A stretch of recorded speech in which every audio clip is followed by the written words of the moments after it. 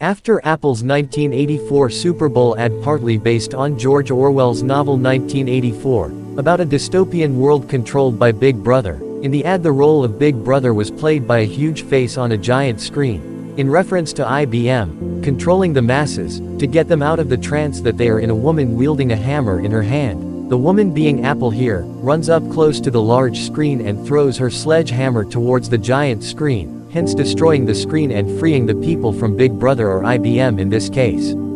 The ad was critically acclaimed and made the Macintosh computer an household name. Apple would go on to fire Steve Jobs just a year later, due to a disagreement with the then CEO and the board over decline in sales.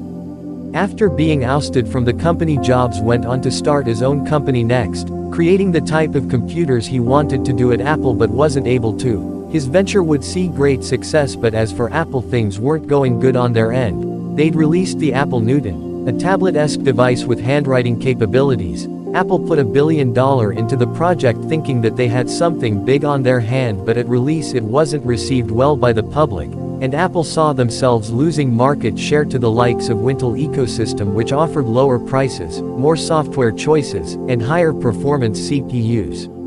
At this point Apple needed to come up with something fast or they would have to eventually file for bankruptcy. By the 1990s Apple would realize that they needed a new operating system if they wanted to keep up with the competition, and this is where Steve Jobs comes back in the frame whereas working at Apple is concerned. Now, Apple was considering Steve Jobs' next step in B, operating system, though B, OS could boot up faster and was able to support dual processors, and run multiple videos at once. It was clear that it had a long way to go. Next Step operating system on the other hand was more well developed, and in the end Apple's then CEO Gil Amelio made the right decision by choosing Next. In December of 1996 Apple would buy Next for $427 million and $1.5 million in Apple's share. The merger of both companies would see Steve joining Apple once more. Steve came back to a company that was in a worser condition than how he had left it, and he needed to get to work. In 1997 they'd come together to find a way to save the failing company. In the business meeting they had BBDO, the marketing agency Apple was working with at the time. They'd pitch a marketing campaign with the slogan, "We're back," that was praised by everyone in the room. They all thought that it was a great idea. However, there was one person that disagreed, Steve Jobs. According to him, the slogan was stupid because Apple wasn't back yet. Steve Jobs then got 3 marketing agencies to compete against each other to see who could come up with a plan that would better reflect what he wanted the company to look like. One of those agencies was Chiat Day, the company that helped create their iconic Super Bowl ad back in 1984. And that proved to be the best decision he had ever made. They were able to come up with the Think Different campaign. The script was written by Rob Siltanen with participation of Lee Clow and many others on his creative team. Craig Tanimoto, an art director at Chiat Day, played a huge part in the creation of the campaign. He not only contributed to the initial concept, but he was the one that gave us the slogan Think Different. Not to count out Steve here, he wasn't absent in the creation of the campaign, but he was also a part of it, meeting with the team weekly, helping to polish the idea they had.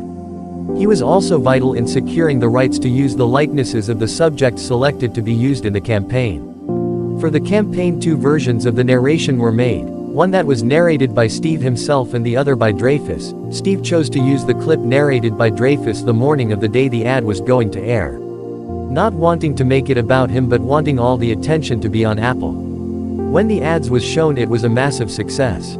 Apple and Chiat Day were able to recreate the success they had working together in 1984. The ad featured famous innovators and thinkers, such as Albert Einstein, Martin Luther King Jr., and John Lennon with the tagline, "Think Different." It was simple yet effective. The ad was more than an advertisement, it was a movement, encouraging people to think outside of the box and not to conform to societal norms. And it had an effect on how people viewed Apple from that moment on.